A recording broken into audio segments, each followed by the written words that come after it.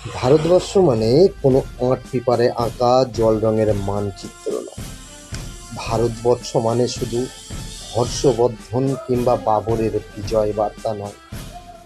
ভারতবর্ষ মানে বিজয় সিংহলের সিংহল জয়ের ফ্যাসিস্ট গৌরব গাথা নয়। ভারতবর্ষ মানে শুধু মীনাক্ষীপুরম কিংবা জামা মসজিদ নয়। ভারতবর্ষ মানে নেহরুজির বংশানুবৃত্তি কিংবা জিন্না সাহেবের অলিখিত শ্বেতপত্র নয়। ভারতবর্ষ মানে এক ভালোবাসা, আমার তোমার শব্দের, সঙ্গীতের, জীবনের, আকাশের, মাটি। আমাদের প্রাইমারি স্কুলে বলুখা সাহেব সাদা দাড়ি, মাথায় ফেজ ড্রিল করাতেন আমাদের। ডান বাঁ, ডান বাঁ, সস্নেহে সতর্ক করতেন। পাপা সকল পা আর হাত মিলিয়ে মিলিয়ে ফেলো।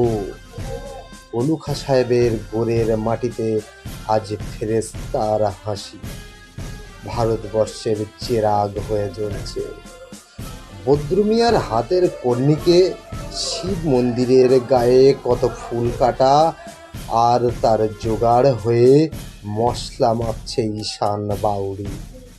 নিয়ামত শেখ আর গোকুল মাহাতো এক পাটাতন ধান ঝাড়ে। সোনালি গোবিন্দভোগে খামারে ঠিকরে পড়ে সোনালি আলো। মদন মাঝি দাঁড় তাড়ত যুবতী গঙ্গায়, বৈঠা ধরত হোসেনুর মাঝি।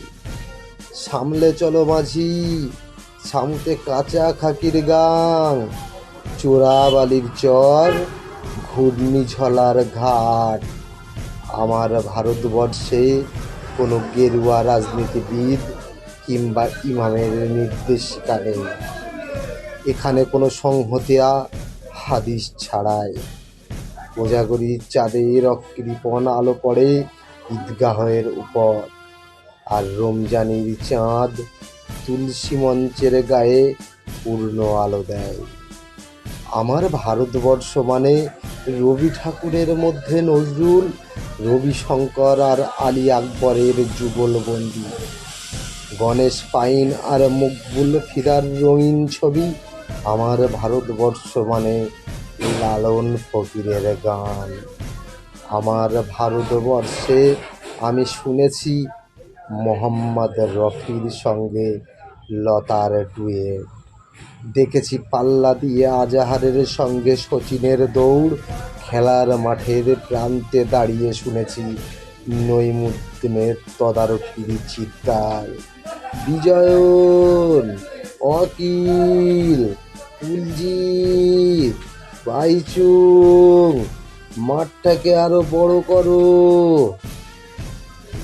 মাঠ দিন দিন ছোট হয়ে যাচ্ছে, মাঠটাকে আরো বড় করা দরকার, অনেক অনেক বড়।